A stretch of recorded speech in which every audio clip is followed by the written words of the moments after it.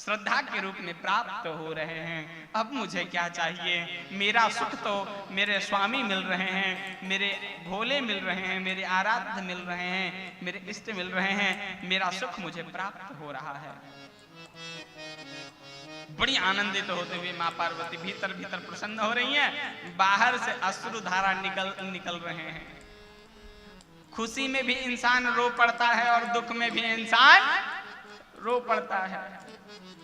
मैना और हिमालय क्यों रो रहे हैं? कि मेरी इतनी सुकुमारी बिटिया है और ये भयंकर पागल व्यक्ति, इसके साथ में विवाह होगा, इसके जीवन में ऐसा लिखा हुआ है।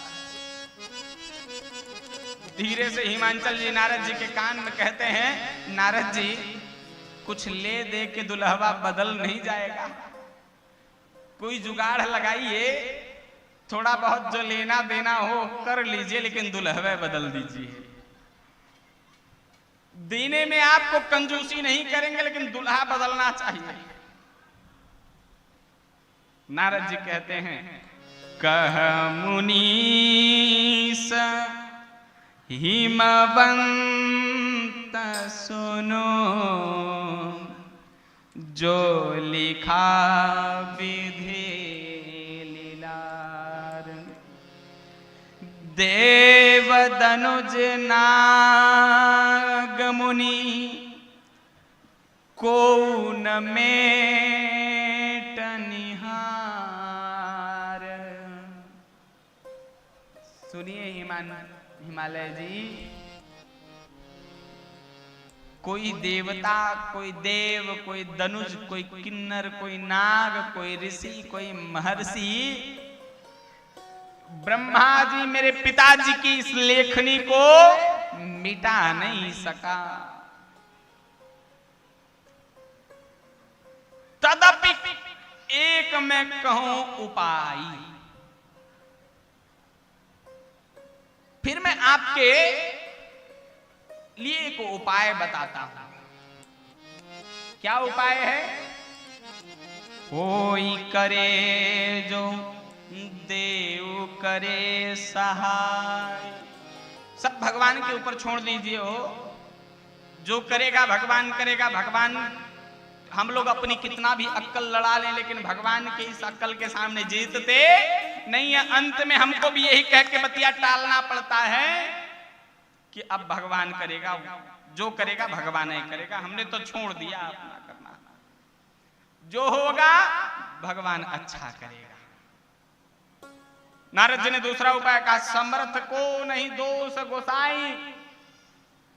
सुनिए हिमालय जी, सामर्थ्यवान व्यक्ति को कोई दोष नहीं है। हिमांचल जी ने कहा, समझ नहीं आया आप क्या कहना चाहते हैं?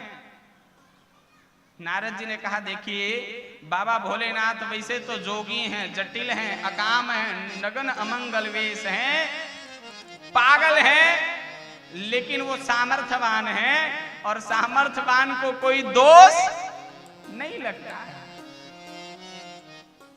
आप लोग पूछेंगे महाराज कैसे सामर्थ्यवान को दोष नहीं लगता है? किसी को सांप छू दे, किसी के वस्त्र को या किसी के पैर वैर में छुआ जाए सांप कहीं, तो व्यक्ति बिना स्नान किए हुए, बिना पूजा पाठ किए हुए उसको संतुष्टि नहीं होती है। लेकिन भगवान विष्णु को देखिए, दिन भर सांप पर लेटे रहते हैं। शांताकारं भुजगशयनं पद्मनाभं सुरेशं विश्वाधारं गगन सदृशं मेघवर्णं शुभांगं लक्ष्मीकांतं कमलनयनं योगभिर्वाणगम्यं वंदे विष्णुं भवभयहरं सर्वलोकैकनाथं। तीनों लोकों के स्वामी दिन भर साफाई पर लेटे रहते हैं, उनको कोई दोष नहीं है। वो एको बार पूजा पाठ नहीं करते, एको बार स्नान नहीं करते, इस भय से कि मैंने सांप छुआ है, क्योंकि दिन भर सांपे पे सोए रहते हैं। कहता अच्छा, कुछ संसार में कृतियां प्रकृति ऐसी हैं जिनमें कोई दोष कभी उत्पन्न नहीं होता।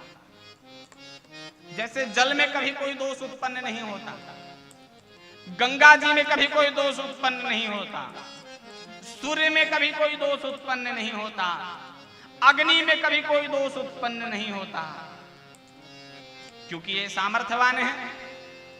अग्नि में आप चाहे अच्छा चीज पका दो, चाहे बुरा चीज पका दो। शुद्ध शाकाहारी खाने वाले व्यक्ति भी अग्नि में ही पकाते हैं, और मांसाहार खाने वाले भी अग्नि में ही पकाते हैं। तो उस अग्नि का प्रभाव यह है कि वो कभी दूषित नहीं होती। सूर्य की रोशनी को पापी से पापी व्यक्ति देख करके चोरी कर लेता है, और पुण्यात्मा से पुण्यात्मा उनको देख करके बार बार प्रणाम करता है।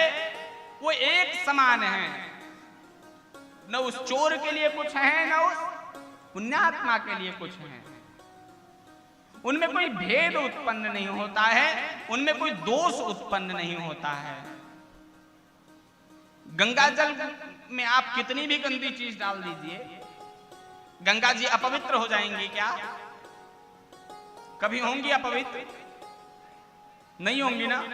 बल्कि एक बाल्टी पानी में 2 बूंद गंगा जल डालिए और कहना प्रारंभ हो जाता है ये पूरा गंगा जल है। क्या है? ये पूरा गंगा जल है। उनका गुण सब में मिलाता है, सबको स्वीकारता है। परमात्मा की कृपा भी सभी को समेटता है और समेट करके एक बनाता है। तो सुनिए हिमांचल जी, समर्थ को नहीं दोष गोसाई कहें, इनके पास कौन सामर्थ है? नारद जी ने कहा कि भगवान शंकर से बड़ा सामर्थ्यशाली संसार में कोई नहीं है। कहे मतलब समझ नहीं आया? कहे उस विष्णु को भी हृदय में शंकर जी ने रखा है, उस चंद्रमा को भी माथे पर रखा है, संसार को पवित्र करने वाली गंगा को भी अपने सर पर जटाओं में रखा है। जो संसार के समस्त उन सामर्थ्यवान वस्तुओं को धारण किया है वो बाबा भोलेनाथ ने धारण किया है। अब बताइए, सामर्थ्यवान भी जहां जाकर के आश्रय लेते हैं, उससे बड़ा सामर्थ्यवान कोई चीज है क्या? तो भगवान शंकर की यह दशा है, तो इस दशा पर मत जाइए, उनको प्राप्त कैसे करना है इस विषय पर विचार लगाइए। तब हिमांचल की बुद्धि खुली और कहे महाराज तब इतने सामर्थ्यवान व्यक्ति को हम कैसे प्राप्त करेंगे? तब नारद जी ने कहा चिंता मत कीजिए, मैं उपाय बताता हूं। गोस्वामी तुलसीदास जी ने कहा, जो तप करे कुमारी तुम्हारे, भाव्यो मेटि सकें त्रिपुरारी। जो तप करे कुमारी तुम्हारे,